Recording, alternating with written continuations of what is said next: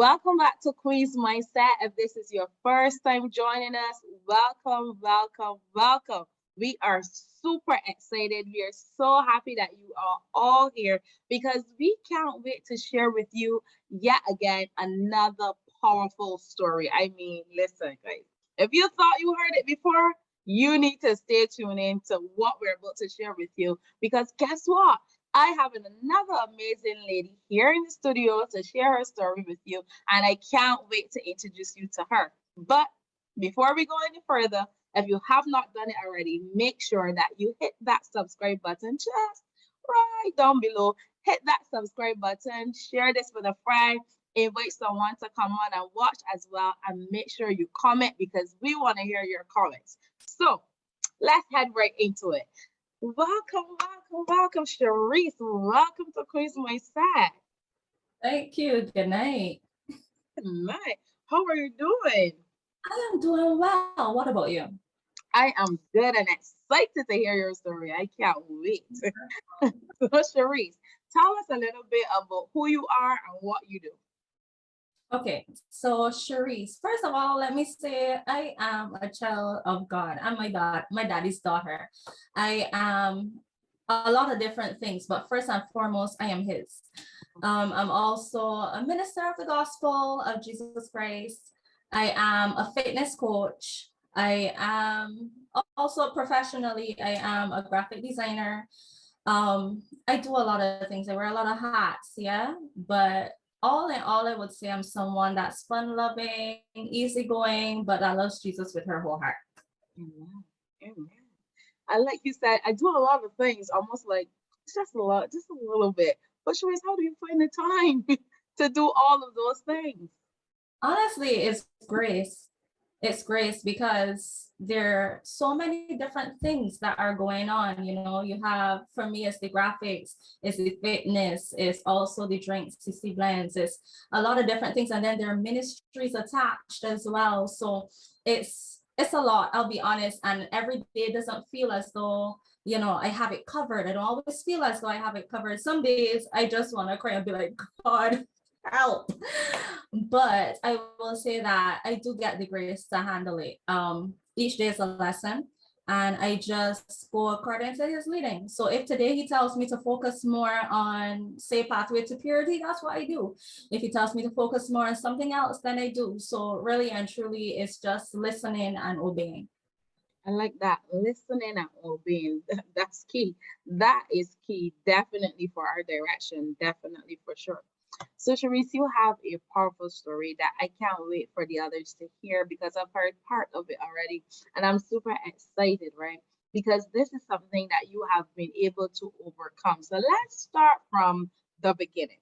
So, let's start from the beginning. Tell us a little bit about how it started and where it is right now. Okay, so my testimony is based off of a relationship that I was involved in. And, you know, we all have our toxic relationships and we assume that, you know, the person has to be treating you badly, Yeah. or whatever to be considered toxic. Maybe they're beating you. That was not my case. That was Mm, the case. I was not being physically abused. I was not being emotionally abused. I felt like it was perfect. And even at the ending of it, my partner at the time, he thought it was perfect as well, or at least he gave that narrative to me that it was healthy, it was wholesome. But what I didn't know was that he was engaging in dark arts. So in other words, I was involved with a warlock. wow. And I had no idea. I had no idea. And growing up in a Christian household, you hear about these things. You Mhm. hear about witchcraft, you hear about being, you know, the old people, especially in Barbados, they tell you about being bewitched.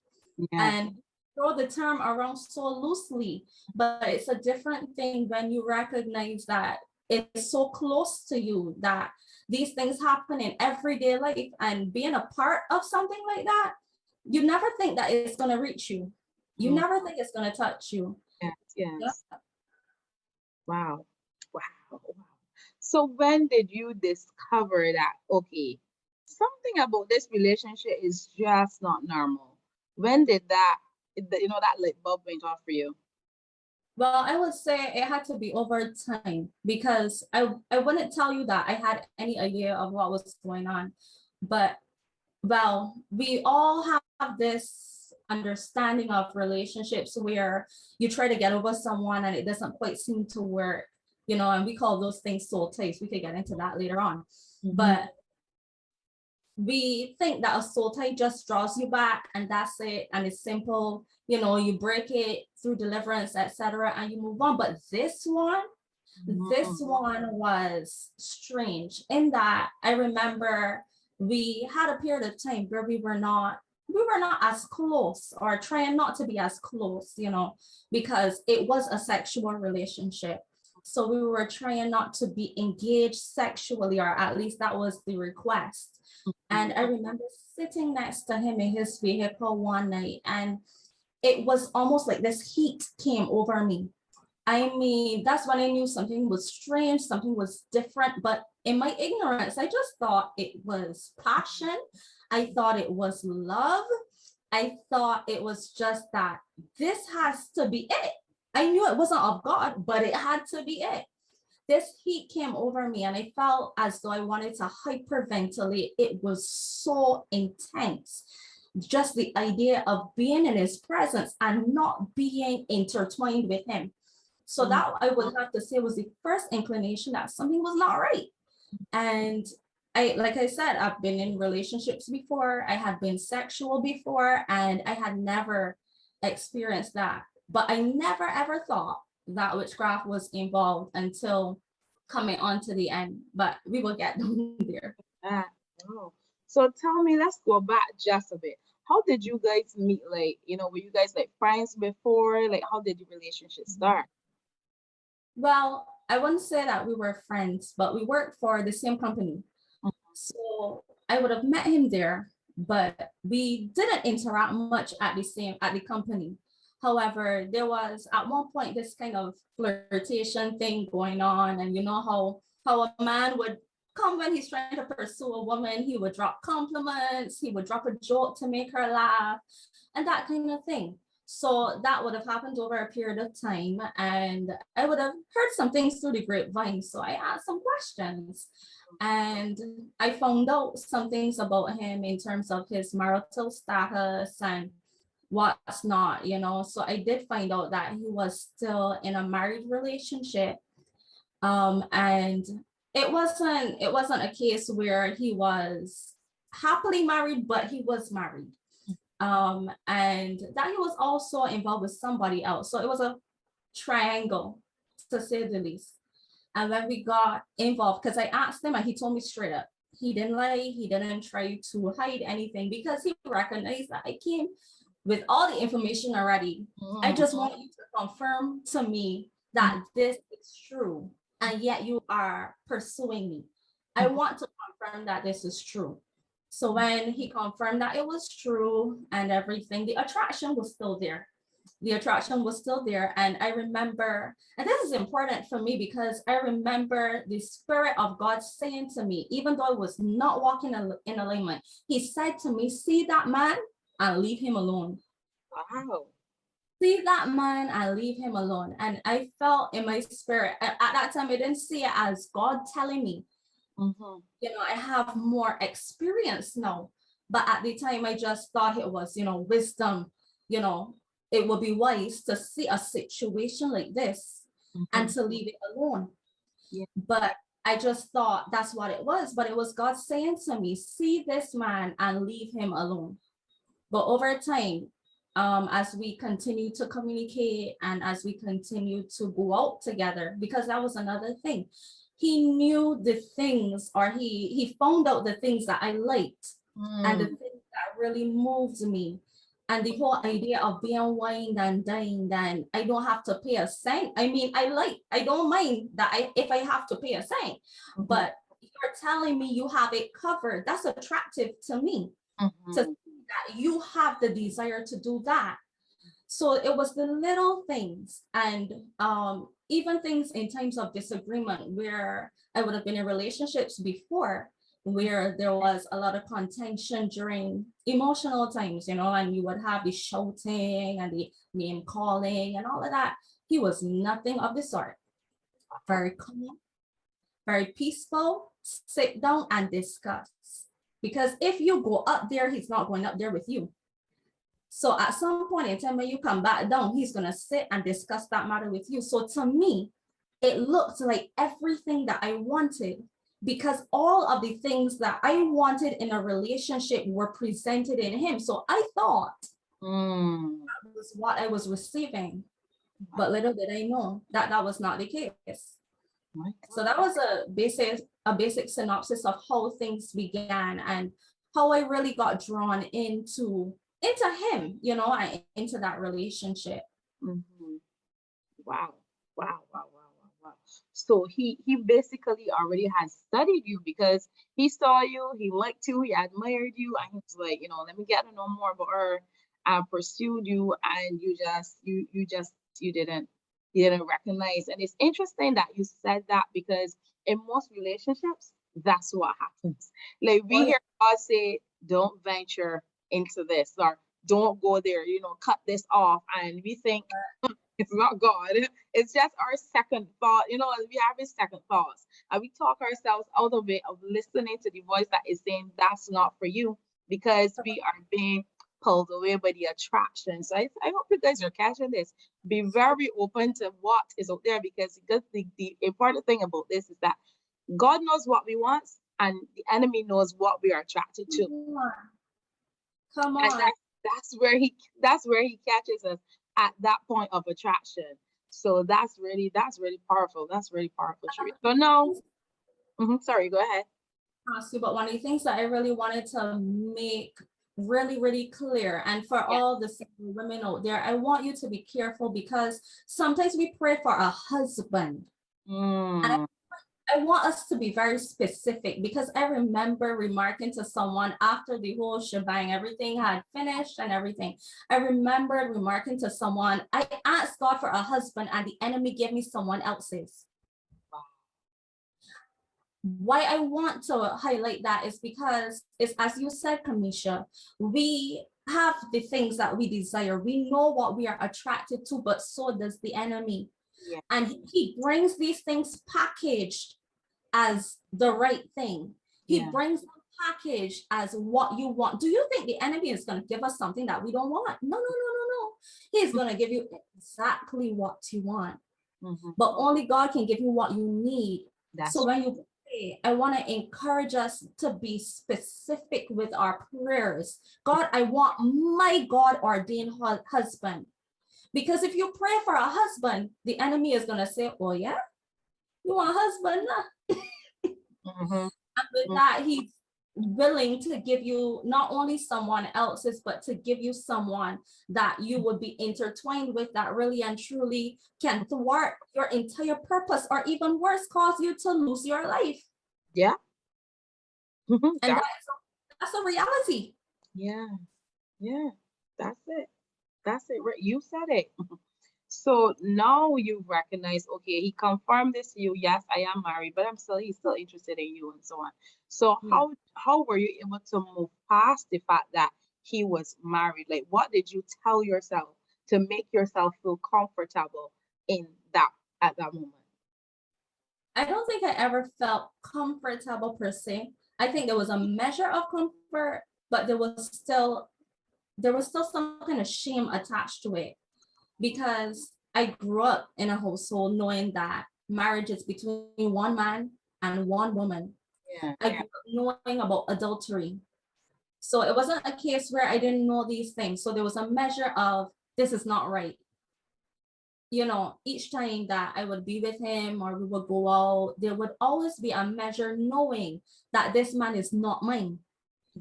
And that's one of the things that I would have to say really stood out to me a lot, that he was not mine. But one of the things that I think helped me to continue in that relationship was that I was searching. So in the place of searching for love and searching for acceptance, especially when you come to people and you're often told, oh, but you're too much, or you're too strong, or you're too this or too that, and you find someone that likes your strength or claims to like your strength. You see someone that doesn't try to minimize you, or at least not outrightly minimize you, but praises the things that other people cry down. It gives you a sense of home. And that was one of the things for me, because this man became my home. Wow. In my home, my safe place. I thought he was my safe place because the things that would have gotten me in trouble in other relationships with him, it was pleasing, it was good. You can handle your own bike. Well, hey sis, I'm cheering for you. You understand? So it came to a point where it was as though all the things over the years that I had been ridiculed for, being different, those were the things that he praised. Those were the things that, so it drew me in because I was searching and I didn't know who I was either. Because when you don't know who you are, believe you me, that the enemy is going to send somebody to tell you. That's right. And one of the things that I want to say too is that if you are not totally secure, if you're not secure in who you are, don't go searching for a relationship yet. That's right. Spend the time with God to find out. Because from day one, that man knew who I was. He knew who I was. And years later, God confirmed it. He knew who you were. He knew who I was in the spirit. He knew the power and authority that God had placed upon my life. He knew the calling. Don't think that some of these people don't know. We have two worlds, a spiritual world and a physical world. And everybody does not access the spirit world legally. Just because he does not say, that man or that woman or whoever does not say to you, I've seen who or what you're about to become. Just because they don't see it, they don't say it to you, doesn't mean that they don't know. It doesn't mean that they don't know, because I remember when we would have split and we were still talking, because in my head, this was my friend. Even though we were not together, to me, he was still my friend. And he said, he started to speak about the calling on my life that I had just started to realize. God had just started to unravel these things to me. Because in the midst of the relationship, and it just goes to show the intentionality of God and his sovereignty, because in the midst of the relationship, he starts to get dreams. Wow. All of a sudden, he's getting dreams. And I'm like, for the first time, I know what these dreams mean. I know what these dreams mean. I couldn't tell you how I knew what they meant. All I knew was that he was getting dreams. I didn't know anything about the gift of interpretation. I knew nothing about prophecy in that way because I had not been trained. All I knew was that he was getting dreams, and I knew what they meant. So all the time, what is happening is that God is allowing him to have dreams, to work that gift on the inside of me, to stir up the gift that was on the inside of me. So that when it came close to the end of the relationship, he already had all the signs to piece together, because the enemy is not all-knowing. So he doesn't know everything, but he has age on his side.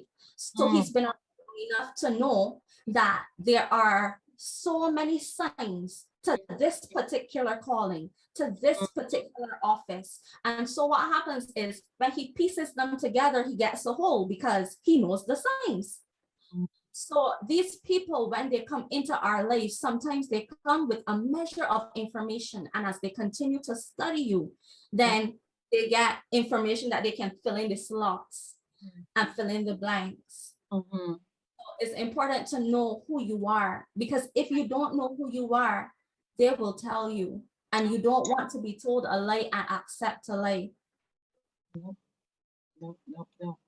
Because I even remember, I even remember at one point, there was one particular dream that he had, and I only had part of the interpretation.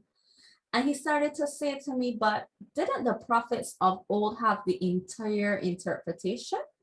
Mm. So here he is trying to cast doubt on what I knew God was saying to me. Yeah. So he knew very well who I was. I never declared it. At least I don't remember declaring it, but I'm now coming into the understanding that God is calling me to something different. But he's trying to cast doubt in the early stages so that that thing would never be birthed. Mm. There we go. Mm-hmm. So that's why I said it's important to know who you are. Because if you don't, the enemy would literally put people in your life at strategic points. Yeah. To tell you, you can't do that. You're not good enough. That's You don't have enough. Mm-hmm. Yeah. Yeah. Yeah. Yeah. Yeah. So how long did your relationship last before you decided that, you know what, this needs to end? It was, I think it was just about a year. It Mm. was just about a year. The flirtation and such like happened a little before that. So it was a little over a year. Mm. It felt like longer though. I'll be honest, it felt like we had been together for years. That short space of time felt so long. And that was one of the things that kind of baffled me. It felt really long.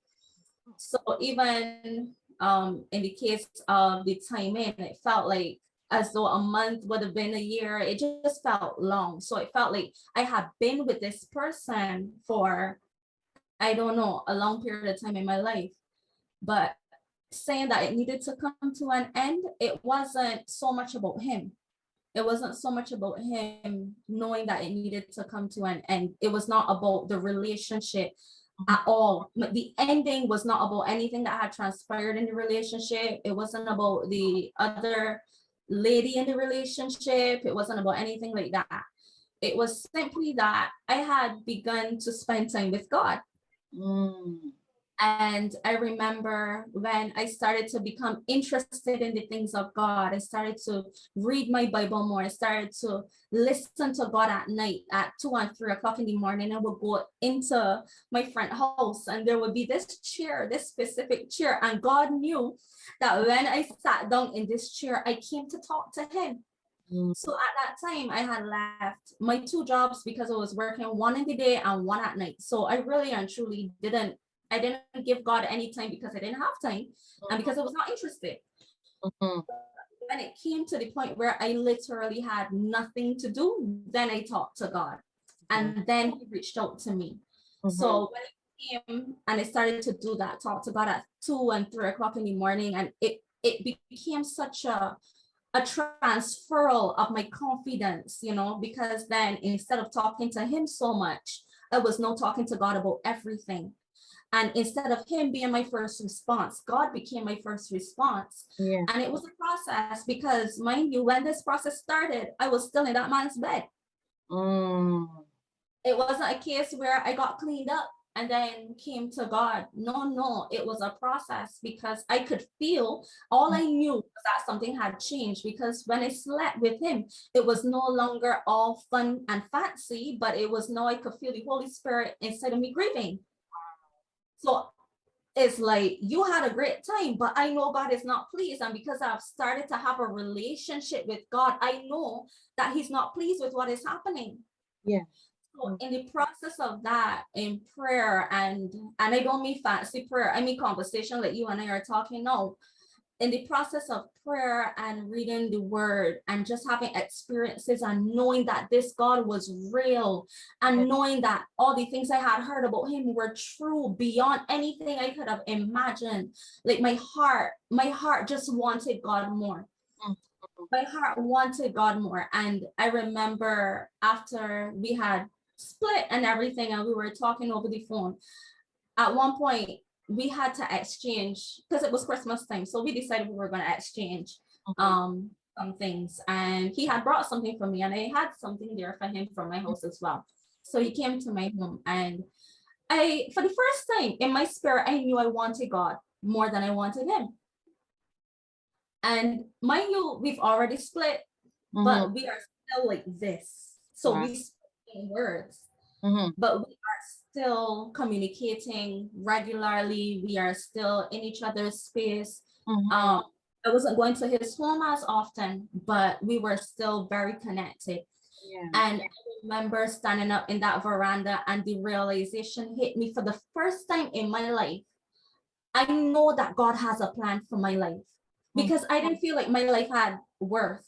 I didn't feel like my life had any kind of a purpose.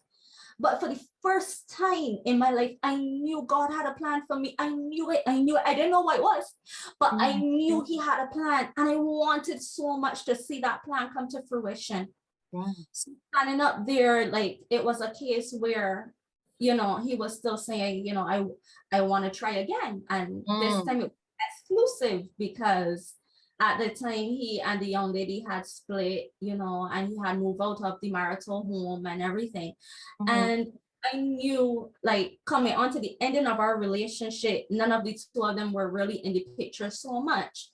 But those things didn't matter to me, no, because it was like, yes, I felt like I still had feelings for him, and I didn't know what he was into at that time as yet. But what I knew was that God was greater. I felt it in my spirit, and like it was to the point where I felt a peace when I was not talking to him. I knew that there was a peace when I was not talking to him. And I could not understand why every time he came back in, this confusion would come back. This unrest would come back. But when it's just me and God, I good. We're good. Like, it is comfortable. It is, and I remember even in the process, that it was hard because I remember crying out to God, even as that soul tie was so, oh man, it was so attached. It was so, I don't even know what to say, but it was serious. And I remember crying out to God because I felt hollow at one point, and I was saying, but God, I just need you to heal me. And that became my prayer. Like almost every time I went to God, it was like I had no other words. God, I need you to heal me from everything that happened in this relationship. I know what I signed up for. It was not abusive, anything like that. But somehow I am feeling hollow, and I need you to heal me. So after praying that over and over and over again, crying out before God day after day after day, to then decide that I'm going to re-cement myself in this relationship. Wow.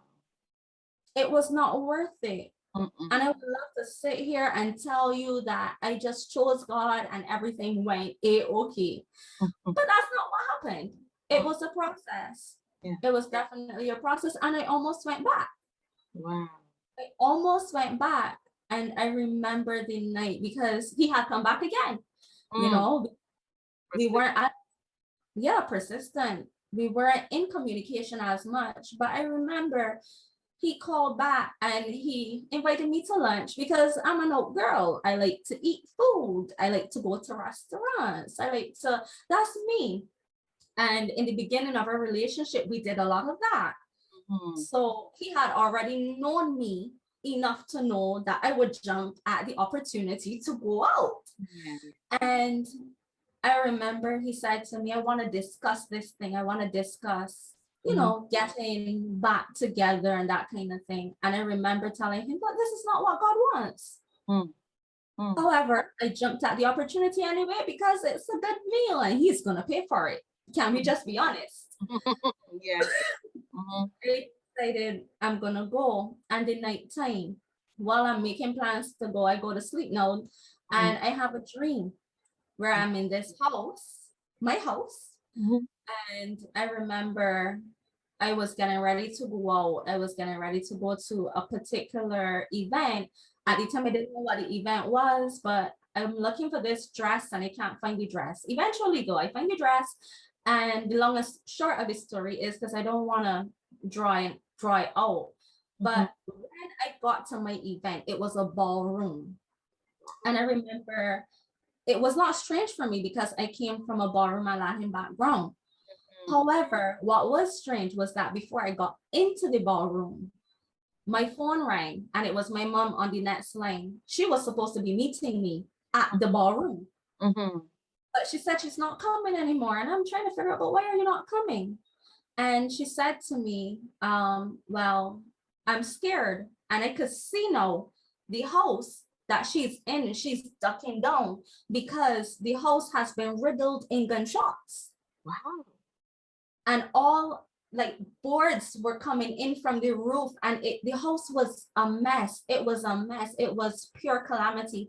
And was showing me, Cherise, if you move from under the covering that I've given you, if you move from what I have planned for you, it wouldn't just be you that will be in danger, but there are others that I'm sending to carry, not just to carry, but others that I'm sending to go with you, and others that I'm sending for you to help heal, for you to help, minister to. And then you put them in danger if you leave from under what I've given you, that security, that peace of mind. So I went to lunch, but I went to lunch with the knowledge of that dream and knowing what it meant. And I told him, I can't, because clearly God is not directing me to you. Yeah. Mm-hmm. And how did he take that when you said that? Well, he seemed to be on the same page. And that's one of the things I want to say. Like, it was very interesting that every time I said something, he was on the same page. Wow. There was mostly agreement when I said things about God. Mm-hmm. And I wanna break a myth here that witches and warlocks cannot pray, they can't stand the name of Jesus and that kind of thing, because this man used to pray with me here. Wow. He used to pray with me, but I did recognize that he would never say in Jesus' name. But he would pray. We will hold hands and we will pray. Especially onto the ending of the relationship, when my heart started to lean more towards God. Yeah. So when I told him, I can't, he would have said, well, he agrees, and he was thinking about it, because prior to that, we had agreed even before that this was not going to happen. We were not going to go this direction. And the reason was because God appeared to him in a vision and told him he can have me. Wow. And at the time, I didn't think it was strange, because I remember saying to God, I know, because he was constantly pursuing. And I remember saying to God, I know he wants to have me. I know he cannot have me, but tell him, God, you need to tell him that he cannot have me. And God was so merciful, because I didn't have the guts. That's the truth. I would love to tell you I was bold enough, but it was not. I didn't have the guts to do it.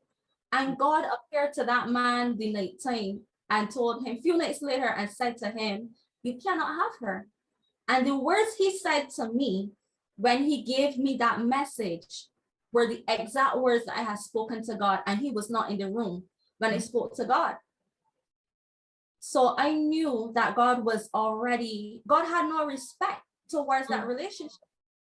God had no respect towards that, if you want to call it union, So when it came time to, tell him the second or the third or how many other, times it was, when it came to tell him that this cannot happen, I remember saying to him, I don't want to fly in the face of God. I remember saying that I don't want to fly in the face of God, because God has already said that this is not his will. And he said to me, I don't see it as flying in the face of God. After the God of the universe, who created everything, can come to your room and tell you that you cannot have me, you don't see it as flying into his face. And I guess at that time I should have known that something was wrong, but the truth is I didn't. I just thought it was that he wanted what he wanted, and that he was willing to turn a blind eye to everything. I didn't paint the audacity that came with that statement. I didn't paint it onto witchcraft or anything like that. I just thought that he just wanted what he wanted. So that's how that went. So tell me then, when God confirmed it for you, then okay, He is a warlock. Like this is who he is. When did God show you who he was?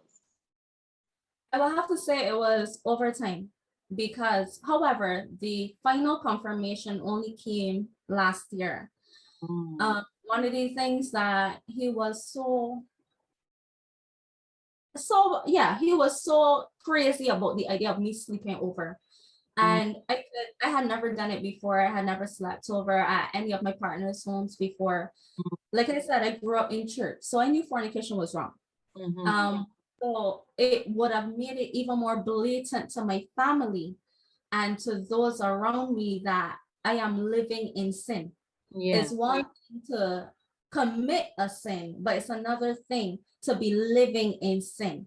Mm. So there was a measure of shame attached to this, and I didn't want anybody to know, but he was so crazy about me sleeping over. So wanting to please him, I decided, well, sometimes I will, and there were a handful of times that I did. But one of the things that he wanted me to do was to have a toothbrush over, and have some of my personal items there so that I wouldn't have to rush to go home. I can just relax and be there and everything. And it would seem strange because, it's your partner, you're there, you're, in their home, you're using their kitchen, all kind of things. So you paint this false idea of togetherness. So I thought that that's what it was. And I remember when we split and we were still talking a lot, I said to him, oh, by the way, I want back my toothbrush and my hair oil and stuff like that. Mm-hmm. And it was like, but why? They're mine now. Wow. And yeah, he said they're mine now. And I remember thinking, this not mine. How you mean they're mine? Help me to understand.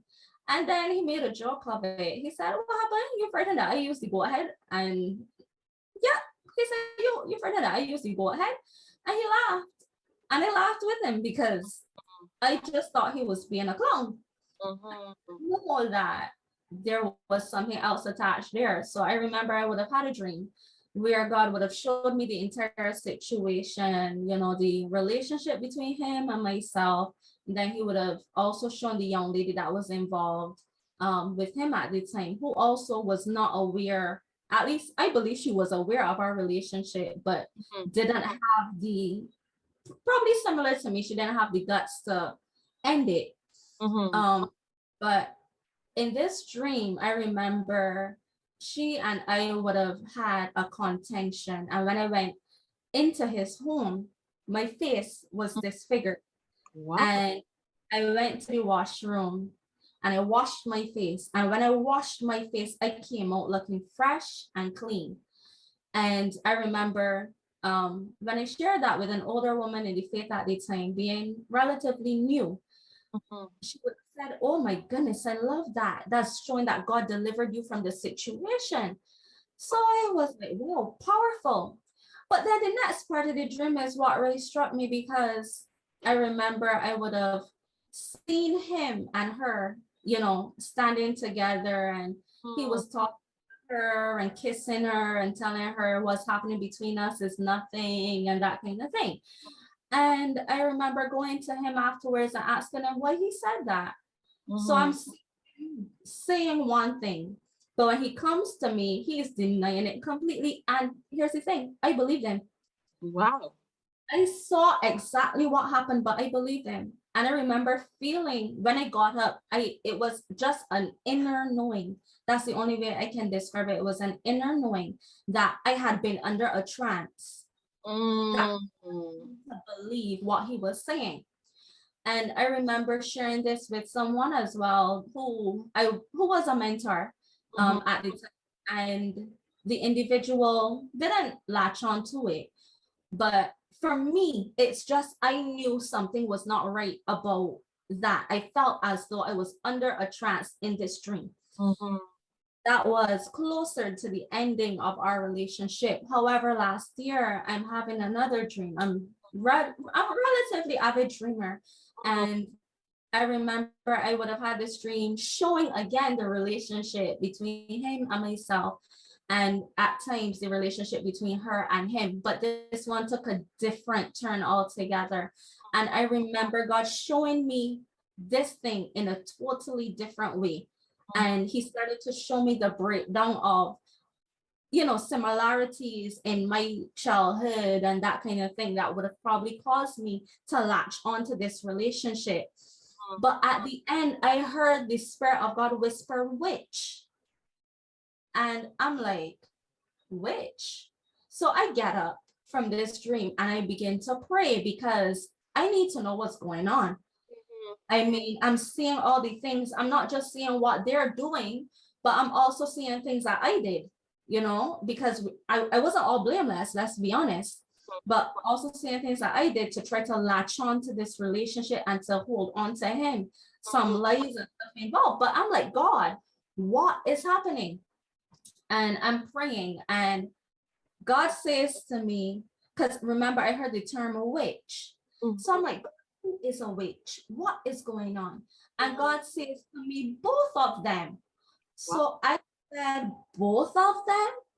And God says, yes. So I'm in conversation with the Lord, and he's saying to me, she couldn't touch me because she had no access. She didn't have the authority to touch me. So what she did was make my life miserable at work wherever she could, because she was in company as well. Where he was concerned, he had access because I was sleeping with him, which made him spiritually my husband. So the access, God showed me that the access had been broken.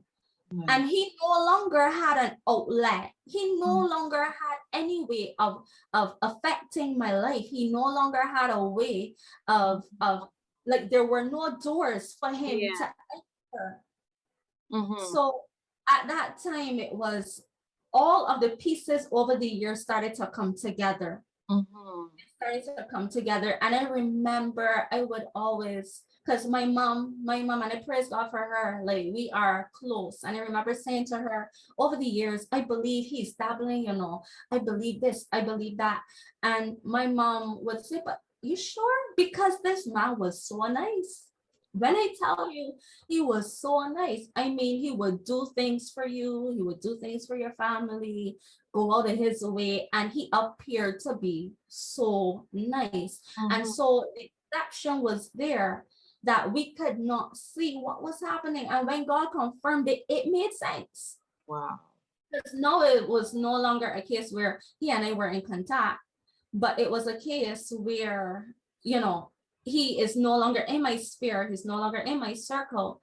And as we grow spiritually, don't think that as you grow spiritually that nothing is happening, because what's happening is that those who had access to you through the power of witchcraft, they lose access when you continue to grow in God, because there is authority in the kingdom of darkness as there is authority in the kingdom of heaven. And so if you are not at a certain level of authority, you cannot come and speak to someone. It's like the prime minister. You are not going to get to the prime minister just by saying, I want to see the prime minister. No, you have to go through channels, and you have to get to someone who has access to the prime minister, someone that's closer to her level, in order to access her. So spirit is the same way. You don't just go and be able to work something on any and everybody.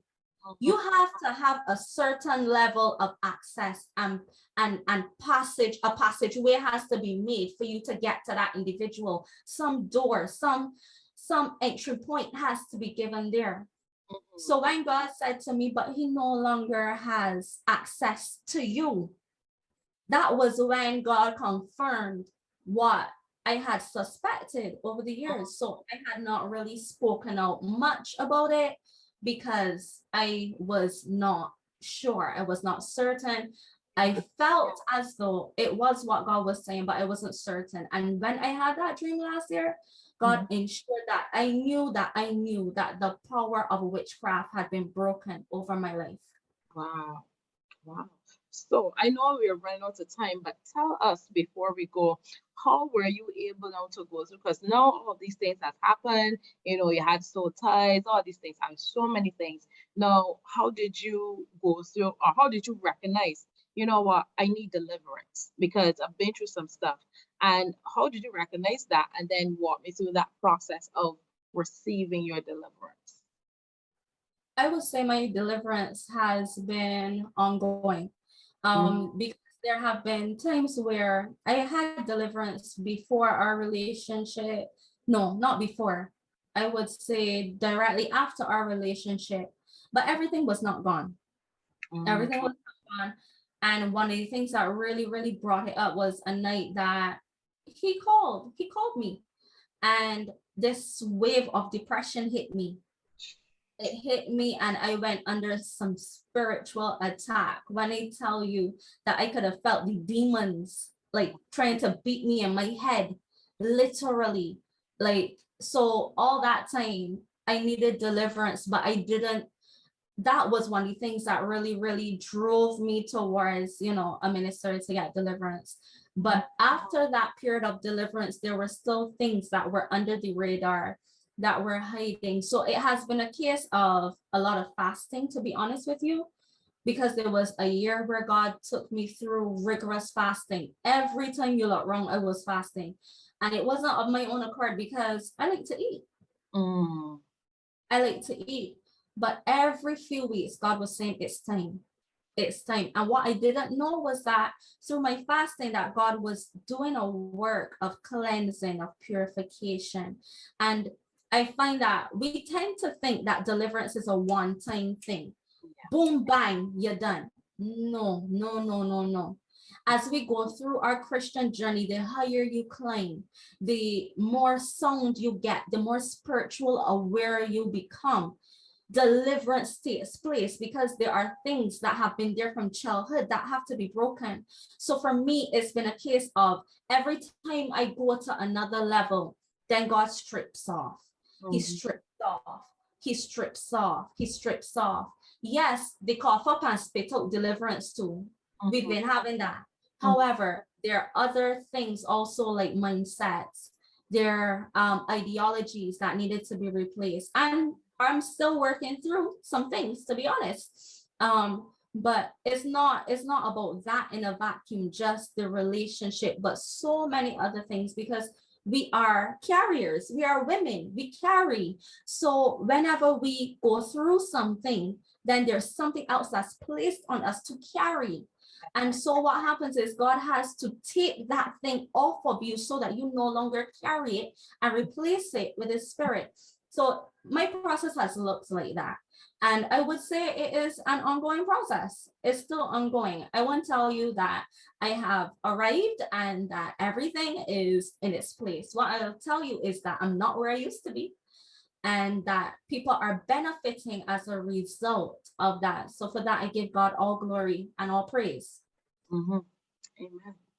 Amen. So we are coming very close to the end, but before we go, I want you to encourage another woman out there who may be going through a similar experience. One, maybe they recognize that they're in the same experience as you, or they might not be aware, but because of you being so open here tonight and sharing your journey with us, they recognize, hold up a minute, this is sounding similar to where I'm at. I want you to encourage that woman who's there, let them know that, you can overcome this, and just give them any encouraging words that God may rest on your heart. Okay. Oh, I would say make God your very best friend.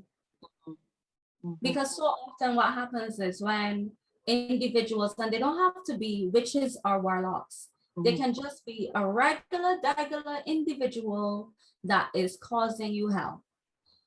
Usually when individuals have a foothold in your life, when the enemy sends that individual to do that, it's because there's a void. And the enemy can only enter into a place that is uninhabited. But when you make God your best friend and you make Him your first response, then you are able to see, God is able to peel back those layers to show you the truth of what's happening. And the more that you commune with God, the more you will see. I remember saying to God, I wanted to date this guy. Even afterwards, after that relationship, I wanted to date this particular guy. And I said to God, God, show me what I need to see. And God showed me. because I had faith that God was willing to show me that whether this man was a good fit for me or not.